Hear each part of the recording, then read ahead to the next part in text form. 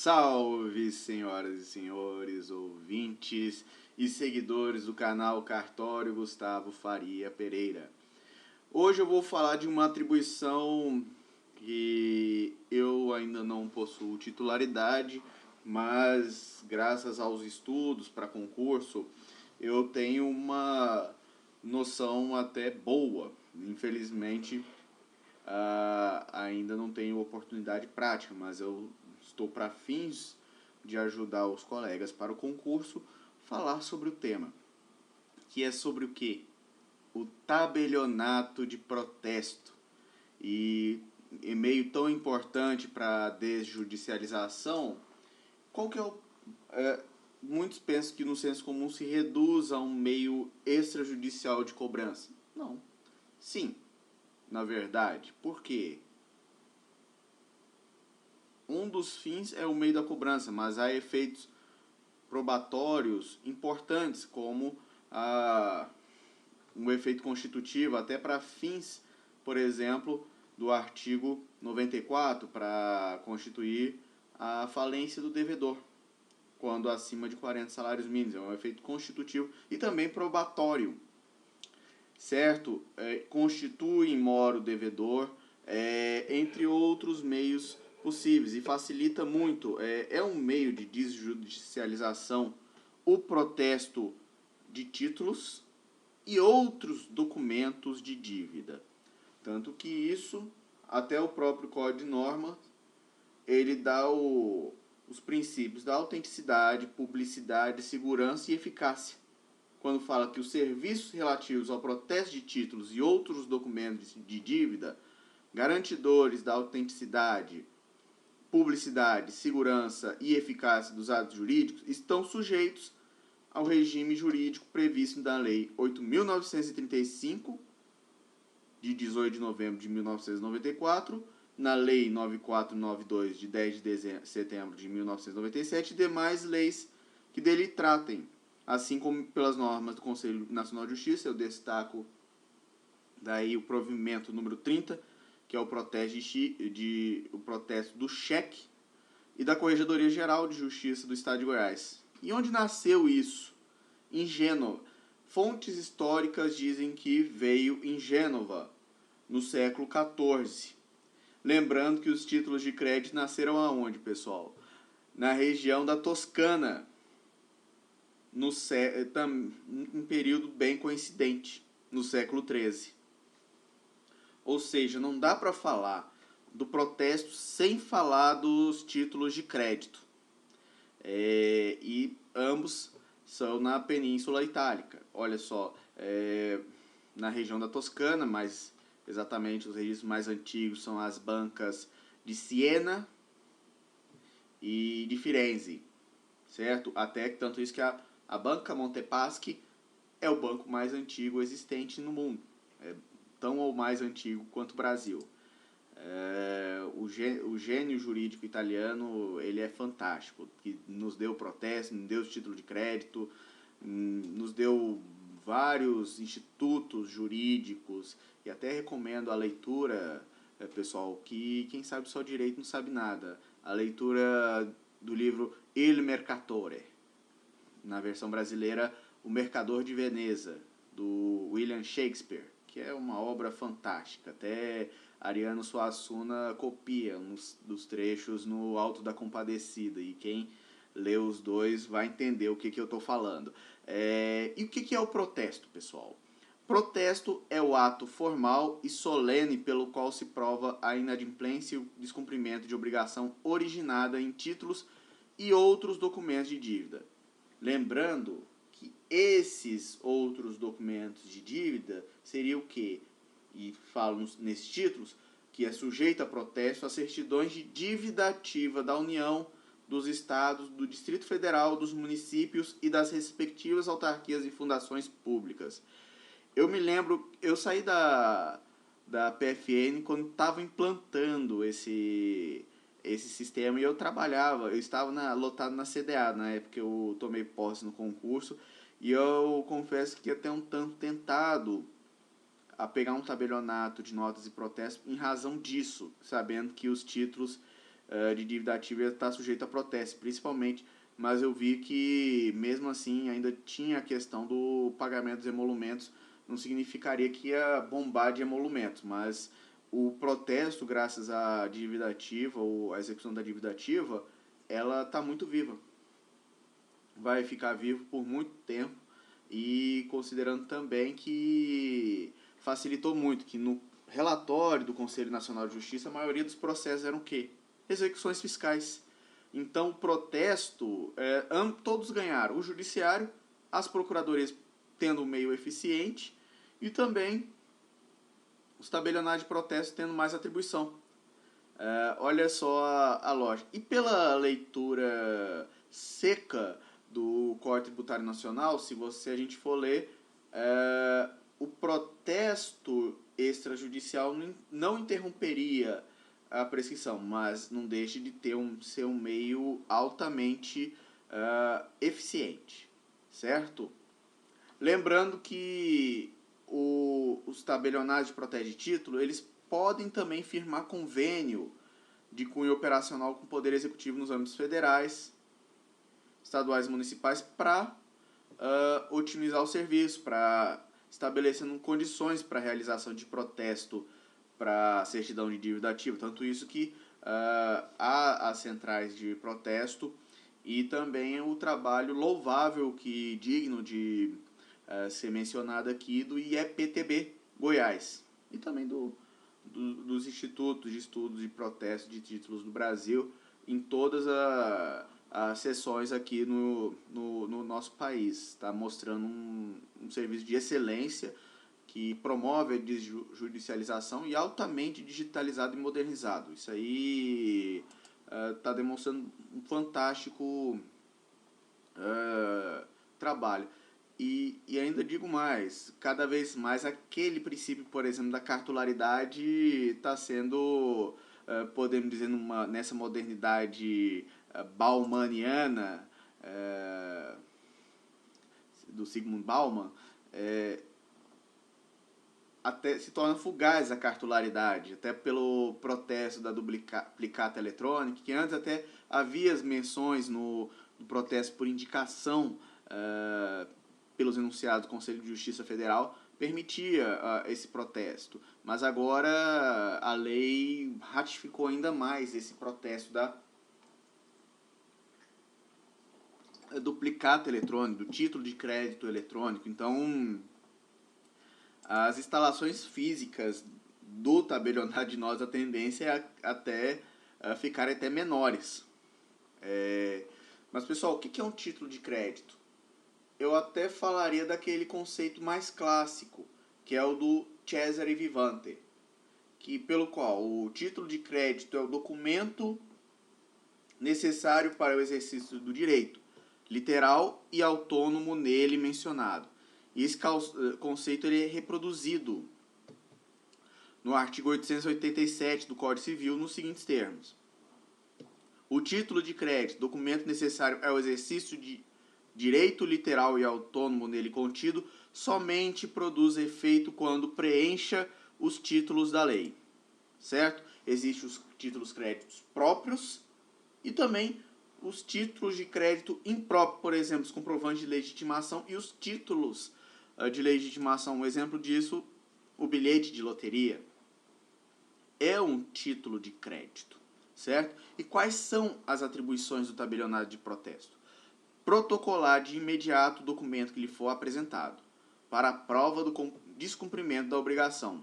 Segundo, intimar o devedor do título para que o aceite, devolva ou pague, sob pena de protesto. Também, acolher a devolução ou aceite e receber o pagamento do título ou documento, pelo seu valor declarado, acrescido dos emolumentos de demais despesas legais, dando quitação. Também, lavrar o protesto, registrando o ato em livro próprio, em meio eletrônico ou sob outra forma de documentação. Também, acatar o pedido de existência do protesto formulado pelo apresentante, também averbar, qual? O cancelamento de protesto e as alterações necessárias para a atualização dos registros efetuados. E, por sua vez, prestar informações e fornecer certidões relativas a todos os atos praticados na forma da legislação. E lembrando que há ainda também a qualificação, que a qualificação do tabelião de protesto circunscreve-se ao exame formal. E é proibido ao tabelião de protesto investigar a ocorrência de decadência e prescrição. Infelizmente, isso ocorre, e a tendência nos próximos anos do tabelião também investigar a ocorrência de decadência e prescrição, porque é uma seara muito adequada. Restringir o tabelião de protesto ao exame meramente formal até seria uma capsis diminúcio do profissional do direito, que é o tabelião de protesto, e tem a formação adequada para tanto. Então, seria subutilizar, mas logo eu penso que nos próximos anos, não duvido que também o tabelião de protesto ele vai proceder a isso. Lembrando que no caso da recusa na qualificação, o tabelião ele vai devolver o título ao apresentante com a anotação da irregularidade. Lembrando que essa recusa ela deve ser feita como? Por escrito. E constará obrigatoriamente o motivo, como a indicação expressa da norma ou princípios jurídicos que o fundamentem. Certo? Por isso que eu falo, tanto o registrador quanto o tabelião, ele tem que saber muito bem direito empresarial. E nessa parte aí, títulos de crédito, eu falo que títulos de crédito é um prêt-à-porter, sempre cai, é um must nas nossas provas. E além do disposto no anterior, vai constar também da recusa a possibilidade do interessado, caso discorde, solicitar ao tabelião que vai suscitar dúvida, certo? A ser dirimida pelo juízo com competência em registros públicos a que estiver subordinado. Aí se aplica o que? Não o juiz diretor do foro, mas sim o artigo 10. É o juiz de registros públicos. Muitas das vezes no interior de Goiás coincide. Mas aplica-se então o artigo 10 do Código de Norma. Certo? Lembrando também que a dúvida originada de cumprimento de medida jurisdicional, como sustação de protesto, pensão dos efeitos de protesto, ou protesto da sentença, que ainda tem essa possibilidade, será decidida pelo juízo da causa, por simples provocação do tabelião interessado, ou interessado, no processo que expedida a ordem, certo? E qual que é a aplicação da norma subsidiária nesse caso? As regras do procedimento de suscitação de dúvida registral imobiliária a dúvida suscitada pelo tabelião de protesto. Lembrando que eu fiz um vídeo anterior e dei uma olhada no canal que tem o procedimento de dúvida no registro de imóveis. Então, cliquem nesse vídeo que vocês vão ver quem não viu antes, certo? E quais são os livros? O livro de protocolo de títulos, o livro de registro de protesto, o livro de registro de pagamento, o arquivo de intimações, o arquivo de editais, o arquivo de documentos apresentados para averbação no registro de protestos e ordens de cancelamento, e também arquivo de mandados e ofícios judiciais, arquivo de solicitação de retirada de documentos pelo apresentante, arquivo de entrega de pagamentos aos credores, arquivo de devolução de documentos irregulares de dívida e arquivo das certidões diárias em forma de relação. Outro sim, o arquivo de entrega de pagamentos aos credores, arquivo de devolução de documentos irregulares de dívida, também o arquivo das certidões diárias em forma de relação. E como cai no concurso isso? Tem muitas das formas, e principalmente fala o quê? A existência dos livros e também sobre os prazos de possibilidade de eliminação. Então, observe também o provimento número 50 de 2016 do CNJ sobre isso, certo? São 3 livros. Livro de protocolo, livro de registro de protesto, livro de registro de pagamento. Olha só a brincadeira. certo? E qual que é o teor do livro de protocolo? O número e a data do protocolo. 2. A natureza do título ou documento de dívida. Também, o nome do apresentante, seja credor ou portador.